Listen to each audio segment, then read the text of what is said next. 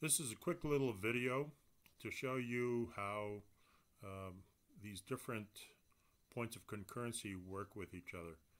So on this one you're seeing the circumcenter. That's where you do a perpendicular bisector of each side of the triangle, and then from there you go to the corners to get the radius, and then you have the circle that's drawn around the triangle. And all I'm going to do is tug on point A a little bit. If you look up here, there's measure of angle ABC, which is this angle right here. So right now this angle is about 50 degrees, and right now this is an acute triangle. You can see that the circumcenter is inside the triangle. As I move it around, you will see that the circumcenter moves around, and so I'm going to keep moving until ABC becomes a 90-degree angle, and you will see that the circumcenter is right there at the midpoint of the hypotenuse. And if I continue to make angle B an obtuse angle, then you will see that the circumcenter actually goes outside of the triangle.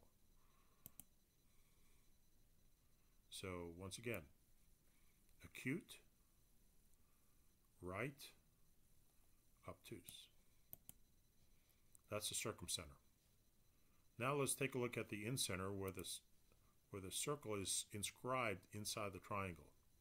So notice that I have the angles is being bisected. That's the red, and so here's my incenter, and the purple is going from this point to the side of the triangle at a right angle. And so if I just start tugging here, no matter what size or type of triangle, if it's acute, if it's right, if it's obtuse, the incenter is always going to remain inside the triangle. Okay.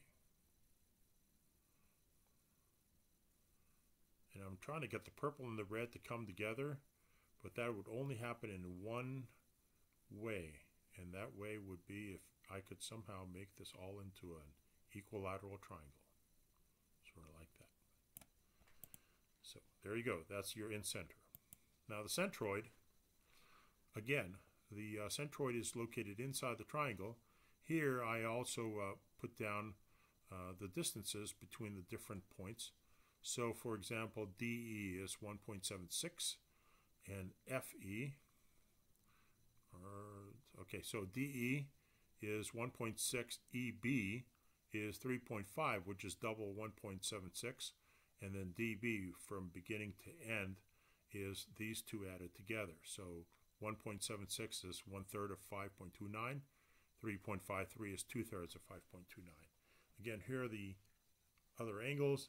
If I just drag them around, it doesn't matter if I have an acute triangle or if I have a right triangle, or if I even have an obtuse triangle. The centroid stays inside, but all these numbers here are ratios of each other. 1/3 of this, 2/3 of this, and of course this is the total. Let's take a look at the orthocenter. The orthocenter,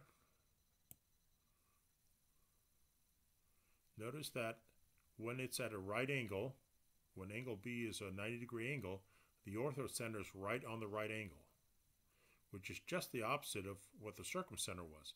Remember, the circumcenter would have been on the middle of the hypotenuse if it's a right angle. With the orthocenter, if it's a right angle, right triangle, then the orthocenter would be right on the right angle. If it's more than 90 degrees, if it's an obtuse triangle, the orthocenter will basically be moving out the back of the obtuse angle. And if it's an acute triangle, then it's going to be on the inside. Acute, right, obtuse. Okay. So that's been an overview of these different triangles.